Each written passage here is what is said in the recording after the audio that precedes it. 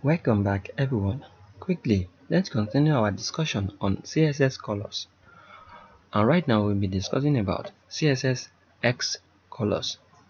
A hexadecimal color is specified with RRGGBB. But at the beginning you specify hash, right? Where the RR is red, GG is green, and BB is blue. Hexadecimal integers specify the component of the color. Once again, if you have to specify RGB, it's going to be hashtag. It's going to start with hashtag. After the hashtag, you are going to specify the color RRGGBB. So in this manner, it's going to be like this. Let me show you how it works quickly. It's going to be like you write hashtag. It's going to be like you write hashtag. After the hashtag, you now write something. Maybe it's something you want to write. Maybe you want to write 22. Or you understand that kind of thing.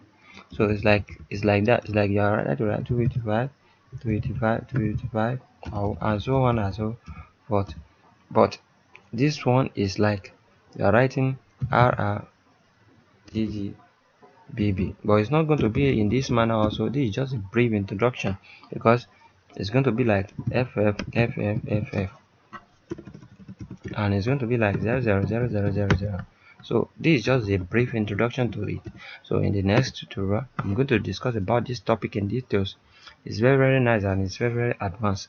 For you to understand this, you have to focus very well so you can be able to understand it. Because when we get to the advanced level in this main topic, I'm going to still show you some powerful things you can do with this. So anwar akorede ayofe is my name. I wish to see you guys next time to our next tutorial. Have a great day. Thank you so much, and to the next. Bye.